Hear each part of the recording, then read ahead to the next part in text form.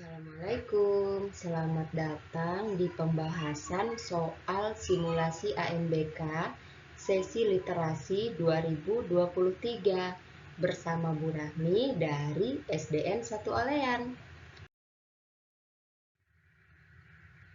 Soal yang pertama, trik dari Bu Rahmi, anak-anak jika mengerjakan soal dengan bacaan yang lumayan panjang, baca dulu soalnya, baru kemudian baca teks atau bacaannya. Sehingga ketika anak-anak membaca bacaan, sudah tahu informasi apa yang ingin dicari berdasarkan soalnya. Ayo, mari kita baca soalnya. Pilihlah pernyataan berikut yang menjelaskan bahwa game online sangat digemari oleh gamer laki-laki. Kita lihat di bacaan ya, kita baca. Generasi gamer. Akhir-akhir ini istilah game online sudah tidak asing lagi di telinga kita. Mabar atau main bareng sering dilakukan oleh anak-anak remaja masa kini. Game online dimainkan dengan sambungan internet. Permainan ini dapat dimainkan di mana saja, kapan saja, dan siapa saja di seluruh dunia. Dengan game online, para pemain game dapat berkompetisi untuk memperebutkan kemenangan. Menurut lembar fakta dari Entertainment Software Association atau ISA, rata-rata gamer tertinggi diduduki oleh usia 35 tahun atau usia dewasa sebanyak 29%. Dan posisi kedua sebanyak 27%, usia rata-rata 18 tahun ke bawah. Rata-rata para pemain game online remaja tersebut adalah pria dengan persentase 59% dan wanita sebanyak 41%. Nah, ini dia informasi yang ingin kita cari tadi. Pernyataan yang menjelaskan bahwa game online sangat digemari oleh gamer laki-laki. Nah, ini kalimat ini. Rata-rata pemain game online remaja tersebut adalah pria. Pria sama juga dengan laki-laki ya. Dengan persentase 59%. Kita lihat di pilihan jawaban yang A. Para pemain game online tidak mengenal usia. Salah ya. Game online banyak diminati oleh usia dewasa saja. Salah. Pengguna game online usia remaja adalah pria dengan presentasi 59%. Sesuai ya dengan bacaan ya. Berarti jawabannya adalah C. Mari kita lanjut ke soal berikutnya. Ternyata masih dengan bacaan yang sama, hanya soal yang berbeda. Mari kita baca soalnya. Bagaimana sikap remaja yang sudah kecanduan game online? Berilah tanda centang pada setiap pernyataan yang benar. Jawaban benar lebih dari satu. Jadi kita boleh jawab lebih dari satu. Kita langsung ke sikap. Kita lihat di sini. Bermain game online secara tidak proporsional di kalangan remaja akan berakibat buruk. Berikut dampak-dampaknya. 1. Cenderung menutup diri dan kurang bersosialisasi. 2. Badan menjadi kurus, bahkan ada yang obesitas. 3. Mengganggu proses berpikir dan bersikap. 4. Terganggu konsentrasi. 5. Kurang minat belajar. Kita lihat. Selalu ceria dan senang bergaul dengan teman. Salah ya. Selalu bersikap murung dan tidak mudah bergaul. Betul. Sulit konsentrasi dan malas belajar. Betul. Di sini disebutkan kurang minat belajar, terganggu konsentrasi. Sikap arogan dan ingin menang sendiri tidak ada disebutkan. Mari kita lanjut ke soal berikutnya. Ini masih tentang game online. Jadi yang game online tadi selain bacaan juga itu menyediakan poster seperti ini. Kita lihat posternya, kita lihat soalnya. Berilah tanda centang pada kolom benar atau salah untuk setiap pernyataan. Nah, ini kalau benar ya kita beri centang di benar ya atau ya. Kalau salah kita nanti cetakannya di kolom yang ada tulisan tidak. Yang ditanya adalah bagaimana menurutmu pernyataan manakah yang merupakan ciri-ciri dampak game online? Di sini ada, tadi juga sudah disebutkan di bacaan ya. Ini hanya melengkapi lagi. Ada penurunan kesehatan fisik, ada penyimpangan perilaku, agresif dan emosi tidak stabil, malas berinteraksi dengan lingkungan. Kita baca. Proses berpikir dan bersikap menjadi terkendala. Benar atau salah ya? Benar, bersikapnya tadi terganggu, di bacaan juga sudah disebutkan. Kondisi badannya terawat, nafsu makan tinggi. Benar atau salah? Iya, salah. Kita pilih di tidak. Tidak suka bergaul atau bermain dengan orang lain. Benar. Tidak dapat mengendalikan emosi. Benar. Ayo, kita lanjut lagi ke soal berikutnya. Kita baca. Kalau sudah ketemu jawabannya, bisa langsung berhenti, tidak usah dibaca selesai, jadi bisa menghemat waktu. Itu fungsinya kenapa kita membaca soalnya terlebih dahulu. Perjalanan panjang. Perjalanan masih panjang walaupun tujuan seperti sudah tampak di depan mata. Kami baru sampai di Yogyakarta, Klaten. Masih berjarak sekitar 40 km lagi.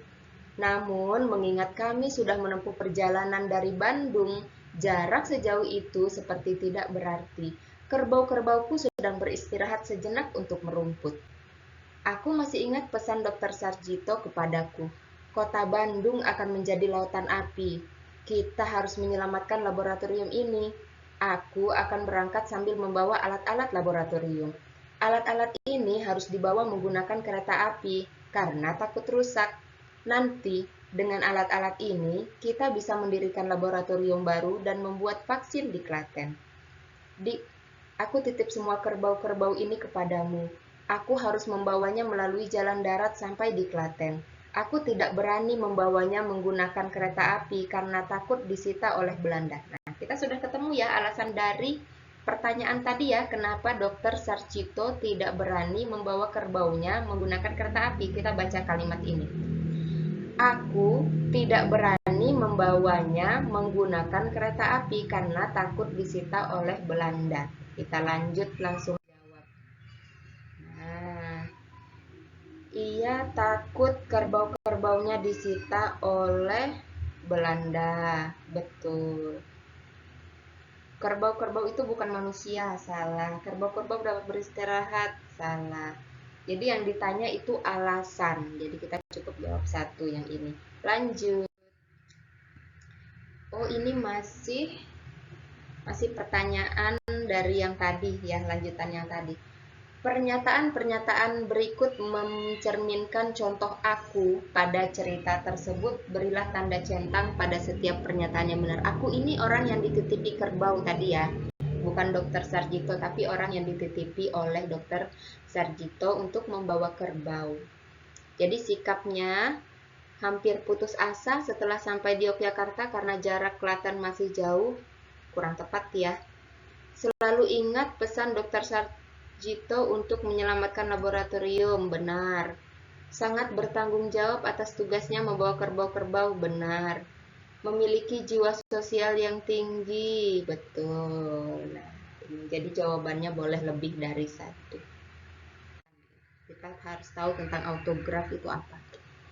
Pemuda ini menekuni hobi yang dikenal dengan nama autograf. Hobi ini memiliki kegiatan berupa berburu dan mengumpulkan foto dan tanda tangan tokoh terkenal, terutama negarawan dan politisi dunia. Berawal dari kegemarannya berkirim surat melalui pos sejak kecil, beranjak dewasa, ia mulai mencoba mengirim surat kepada sejumlah tokoh nasional maupun dunia. Beberapa di antaranya ada yang merespon.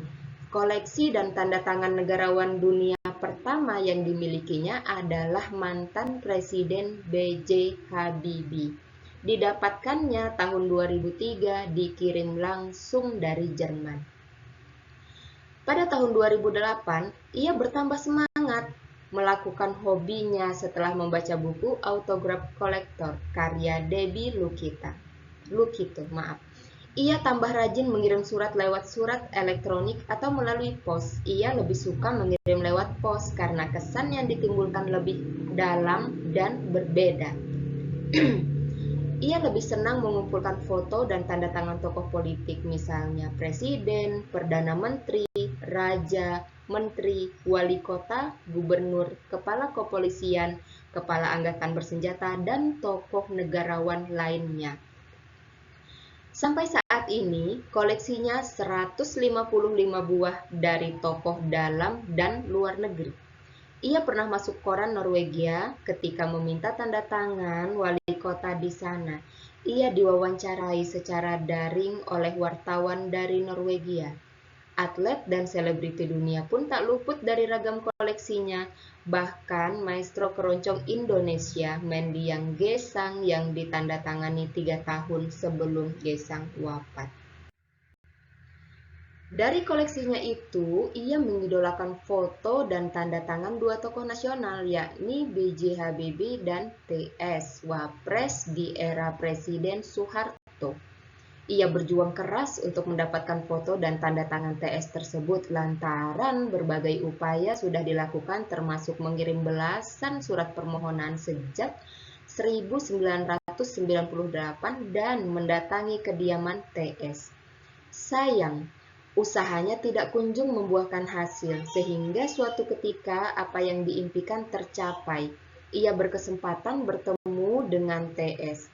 Ia pun memberi Wapres di era Presiden Soeharto tersebut buku karyanya yang berjudul Semua Tentang Mereka, yang berisi pengalamannya sebagai autograf dan profil dari berbagai tokoh dunia yang foto dan tanda tangannya sudah ia miliki. Ia sangat bersyukur dapat bertemu dan menunjukkan koleksi negarawan dunia yang ia miliki kepada TS. Kita lihat pertanyaannya. Kita mencari tahu lebih banyak tentang autograf. Pencari mesin internet, manakah kata kunci yang dapat digunakan? A. Kebiasaan mengirim surat ke teman yang baru dikenal. Kurang tepat ya. Hobi mengumpulkan foto-foto dan tanda tangan tokoh terkenal. Kebiasaan mengoleksi perangko dan tanda tangan. Hobi membaca buku dan mengoleksinya. Jawaban yang benar adalah iya, B. Autograf itu tadi adalah hobi mengumpulkan foto dan tanda tangan tokoh terkenal. Kita lanjut soal berikutnya. Masih dengan teks atau bacaan yang tadi. Ini hanya soal berikutnya. Teks tersebut berisi informasi tentang seorang yang mempunyai hobi autograf. Dari keempat pernyataan berikut, pilih benar atau salah sesuai isi teks. Ia membaca buku berjudul Autograf Kolektor sehingga bertambah semangat menjalankan hobinya. Benar sekali. Ia lebih suka berkirim surat lewat surat elektronik atau email karena lebih praktis. Salah. Karena tadi disebutkan ia lebih senang berkirim surat lewat pos karena memiliki kesan lebih dalam dan berbeda. Pernyataan berikutnya, koleksi dan tanda tangan negarawan dunia pertama yang diperoleh olehnya adalah B.J. Habibie. Benar. Mari kita lanjut ke soal berikutnya. Ini ada semacam menu-menu makanan ya. Tahukah kamu ada ratusan jenis minuman tradisional, ribuan makanan dan jajanan tradisional se-Nusantara? Makanan, minuman, dan jajanan tradisional apa yang kalian suka? Pasti kalian banyak tahu tentang kekayaan kuliner di tempat kalian. Makanan, minuman, dan jajanan tradisional pun mulai beradaptasi dengan kemajuan zaman. Mungkin bentuknya sudah lebih kekinian atau kemasannya sudah mulai semakin praktis dan bagus. Pemasarannya pun sudah menggunakan teknologi internet. Di banyak daerah kuliner tradisional dipasarkan dengan cara unik, yaitu menggabungkan pariwisata dan kuliner. Wisata kuliner namanya, suatu tempat layaknya pasar makanan, minuman, dan jajanan tetapi ditata nyaman, menarik, indah, sehingga konsumen menjadi betah. Konsumen yang datang akan memiliki kesan mendalam sehingga selalu ingin kembali berkunjung ke tempat ini. Mereka tidak hanya bisa memilih beragam menu, tetapi juga memilih tempat yang cocok untuk berfoto dengan keluarga.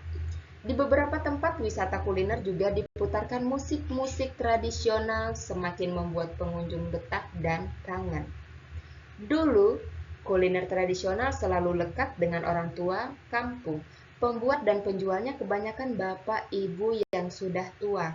Namun sekarang, perkembangan wisata kuliner sangat menarik minat anak muda. Mereka dapat berkreasi sehingga kuliner tradisional menjadi sangat kekinian. Mereka juga lebih bersemangat memasarkannya secara daring. Banyak kawan remaja yang belajar kewirausahaan dengan mengelola kuliner tradisional kekinian.